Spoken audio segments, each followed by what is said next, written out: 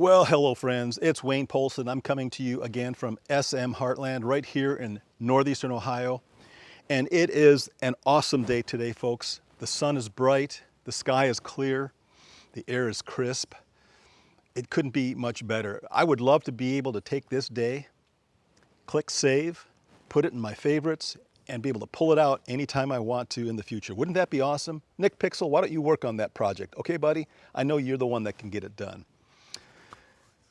Those of you who know Suzie and I, who have been following our channel, you know that we are in the middle of a great adventure, which started, I would have to say, roughly a year ago, and it's been slowly progressing. It's a journey, folks. We are endeavoring to be able to live here at SM Heartland. We need a home. We have a cabin, but a cabin's just a cabin. We want to share that place with relatives and friends and stuff like that. We can't live there. Plus, it's just not made to be lived in, if you will. So in July, we brought our camper out here and we set up shop here, hoping that we would have a house to live in within a month or two after we got here. Well, that didn't happen, folks. We were supposed to buy the 13-acre house. Now, if some of you out there don't know what I'm talking about, please check out my SM Heartland playlist. You'll catch up real quickly on what this is all about. So yeah, the purchase of that property has been delayed for various reasons. So our resources are running thin. We have good electrical supply to the RV. I put a 50 amp service in, or a receptacle on the power pole back there that you can see behind me, and we're running our electric stuff off of that. We get our water from the 13-acre house. It's like sharpening a double-edged axe, because we run the water for them. It keeps their well moving, and we get to use the water in our camper. And I have a 50-gallon container that I use to transport that water. There's a video right here if you want to see how we do that. Now, the problem is right now, though, gas. It's starting to cool off, folks, and we use gas throughout the summer months just to heat our water, which didn't use much gas. However, it's getting to the point now where it's getting chilly at night and chilly in the mornings. We need some heat. We are less than a quarter of a tank on our 26-gallon house tank. And that 26-gallon, I think that equates to like about 100 and some pounds of fuel. So we're running low, folks.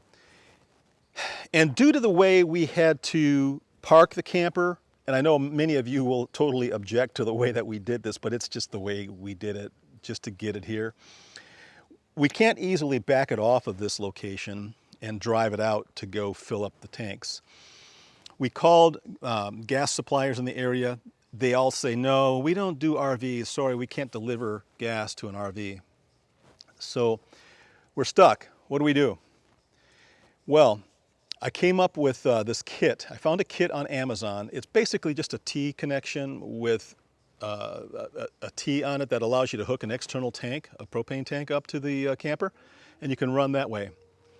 Now, I purchased this myself. It wasn't gifted to me. I'm not being sponsored. I just bought this thing out of necessity. It was like 70 some bucks. I'll put a link to that device down here in the comments or in the description. Now, the reason we're doing this is because we can't move the camper, and we're pretty sure we're going to be staying in this thing for a week, 2 weeks, 3 weeks, maybe another month, maybe 2 months. We're not sure. We don't know where this is all going, folks. We don't have a clue. We do have, I know what you're thinking. You're saying, well, why don't you just use electric heaters? Then the gas thing is no big deal. All right, well, let me tell you about the electric heaters. We have electric heaters. They're day use only. Why? Well, Suzie has this mindset. Let me think a minute. How can I best describe this? Her mindset is somewhat conservative, shall we say that? Yeah, conservative. She doesn't like to leave the electric heater running at night when we're in bed sleeping because she's conservative. So that means it gets really cold in the morning. So we have to run our heat at night our gas heat at night when we're sleeping. We have it set to where it's like between 60 and 65, so it takes the basic chill out of the air, but it's going to start getting colder, folks, and we're going to run out of gas. So y'all work on Suzie with that whole mindset thing, would you please? So my solution is to incorporate this little gadget that I found on Amazon, but I'm going to go ahead and install that. I haven't done it yet. This will be a first time for me and maybe a first time for you. I don't know, maybe some of you are old hats at this and you can give me some advice. I don't know. But this works well because now I can hook a 20-pound, just a regular backyard grill tank to my camper, and it will get me through a pinch. Or I could purchase a 40-pound, or I don't know if they make 80 pounds or a 100-pound external tank and have it set up near our camper and do the same thing. So let's get started with this. Let me show you how to do that. Is there anything I'm forgetting? Oh man, yeah, there's one major thing. Folks, those of you who subscribe to my channel and leave comments, man, I love to see your comments. You know I do. It's awesome. I get to know you. And there are a lot of people subscribing, but I never see their comments. Folks, if that's you, just drop a line. I know you might be a little shy. Maybe that's it. Maybe you're shy. But I would love to hear from you because my channel is all about relationships. It's all about just spreading our life around and sharing it with people. I'd love to share a little bit of my life with you. So please leave a comment and let me get to know you a little bit. I love having you as a subscriber, but I want to hear from you. And if you're not a subscriber, please consider that because it'll help me in the short run. I mean, I don't know what else to say about it. It does help me. But more than anything else, it lets me know that you're interested in what I'm doing here. So that's it, I think. I think that's it. I think I covered it all except maybe what day it is. Did I figure that out yet? I think today is, so today could be a Saturday or a Sunday. It's one of the two. It can't possibly be any other day of the week because those don't exist anymore for me. So I'm just going to say Saturday. It's Saturday today, okay? All right, folks. So let's get to it. Let's install this gadget, shall we? All right, folks. So before we get started with the disassembly and assembly, I thought I'd give a basic overview of the general configuration of an RV propane gas system. And so let's start with this one. This tank right here is a 26.2 gallon tank. And I think there's roughly 4¼ pounds of gas per gallon. So this is over a 100-pound tank if you do the calculations. Over here is the fill valve, or the fill port. It's also a valve. This is where the gas dealer will connect the gas pump to fill your tank. And we're going to leave that alone. This is a little bleed valve here that lets pressure out so that you can move more gas in, but it's also used to indicate when the tank is full. When you start to see liquid coming from this thing, you know you need to stop filling. So that's what this little guy is for here. Down here in this corner, there is a gas gauge. It's a visual. You can look at it and see how much gas is in your tank. It also has a sensor connected to it that gives you a visual indicator of how much gas you have remaining in the tank inside the coach. Over here, this is the vapor outlet valve. This is where you turn the house gas on or off. Right now I have it turned off because I'm getting ready to disassemble this. Now, in this particular case, my valve, or my regulator, I should say, is covered by this plastic housing. I already took the screws out. This housing will come off of here, and it reveals the gas regulator. So the outlet valve connects to the gas regulator. There's a flexible hose in this case that runs to the house and provides gas for all the gas-operated appliances. What we're going to do today is we're going to disassemble the regulator from the gas outlet valve. And we're going to put in its place, or between the two, we're going to put a T connector. And that's what this little device is right here. Now, I do have the product instructions here. This is called the MER 472 or the MER 472 standard kit. Again, I will put this information down in the description below. All right, so this yellow cap right here exposes the portion of the T that will thread into the control valve or the outlet valve. This portion of the T is where the regulator will be reconnected. And then there is another valve on top here that will allow you to make another type of hose connection.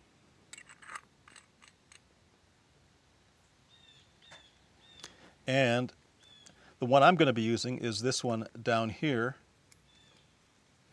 that takes a hose that comes with the kit. Now I'll show that hose to you in a minute. All right, and this is all held in place with this, these little rubber retainers to keep you from losing those components. Now these are all valves in here, so you don't have to worry about these caps being super tight or anything like that. They're not going to leak because they actually have basically like needle valves inside of them that keep them from allowing fuel to escape. All right, let's get started with the disassembly. So, first thing I do, this is the left-hand thread on here, so don't try turning this the conventional way because you'll only tighten it and it'll make your job miserable. So we're going to turn this in the direction opposite, which would be loosening it.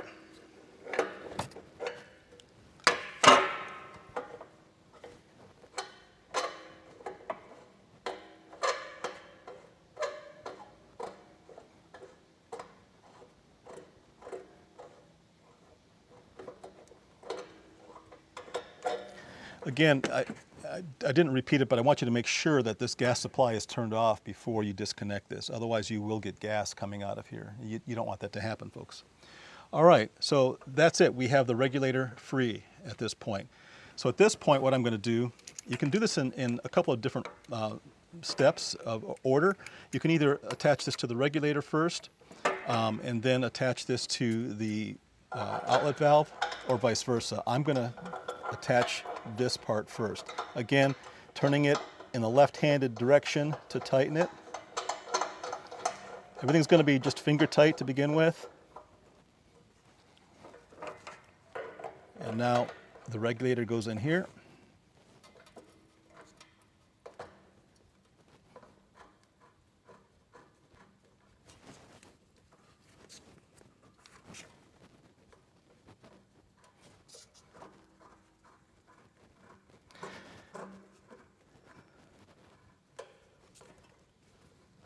Okay, what I'm going to do now, since I'm going to be using this connection here, the smaller connection, I'm going to leave it facing outward this way. I'm going to leave this other larger connection facing upward.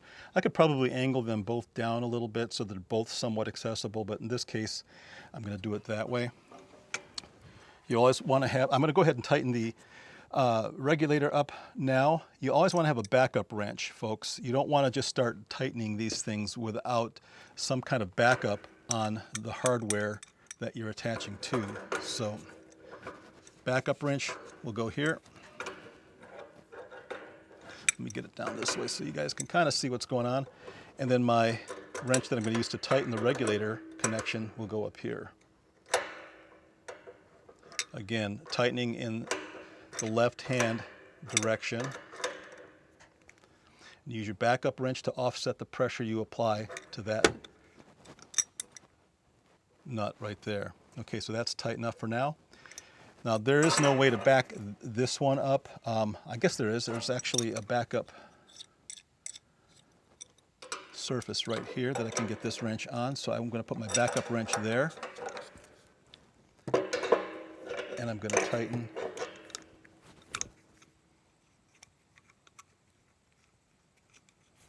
Let's see, let me get this sized up right first.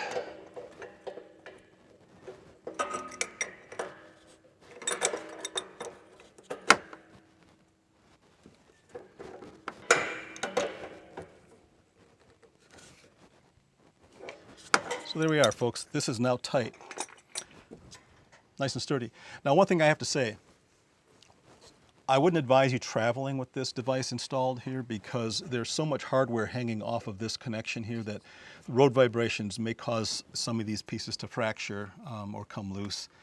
So what I would advise you to do is, if you know somebody that could fabricate a bracket to hold this stuff in place, it could be wood, it could be metal, whatever. You could put maybe a 2x4 here of some sort and strap this to the 2x4 and attach the 2x4 to this. Just something to keep this from vibrating as you're going down the road. You don't want that to happen, folks, okay? Very dangerous condition. One final thing. How do we know that these are tight? Well, we're going to do a leak check. So let me get my soap supply. I'm just going to use soapy water. We're going to check these connections to make sure there are no gas leaks, okay? Hang on. All right, so I have my soapy water solution here. It's a pretty heavy concentration of soap to water, and I'm going to go ahead and brush this onto my fittings that I just installed here. I'm going to slowly turn the gas supply on. No leaks here, but you can see bubbles over here. So turn the gas supply off. Grab my backup wrench.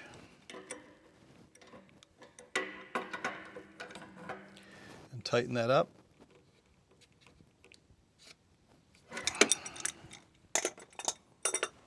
All right, let's see what happens. I'll go ahead and put some more leak detector on here. Open the gas supply. No bubbles. Gas supply is totally open. Okay, so that part is good. Again, I'm going to turn the gas supply off, and I'm going to go ahead and remove this cap, and then I'm going to install it right back here under this retainer. This is the hose that comes with the kit. This part here hooks up to the gas supply tank, and this part here hooks up to the T. It's best to do this when it's disconnected from the tank, because you have to sort of rotate the whole hose. This is not a swivel on the end of this. Once we get to that point, go ahead and snug it up.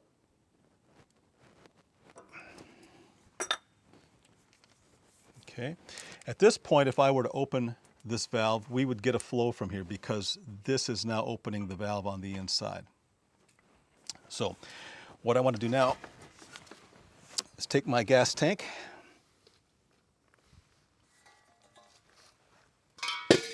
right here, and I'm going to make this connection. This is the same as your grill connection. Sometimes the grill connections use these outer threads, but they all have this type of a connection.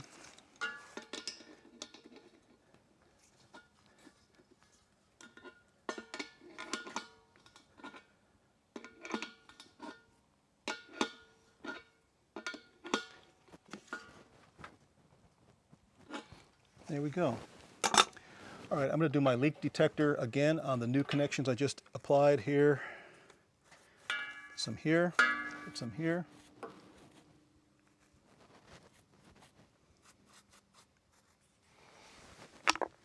Okay, I'm going to open this up.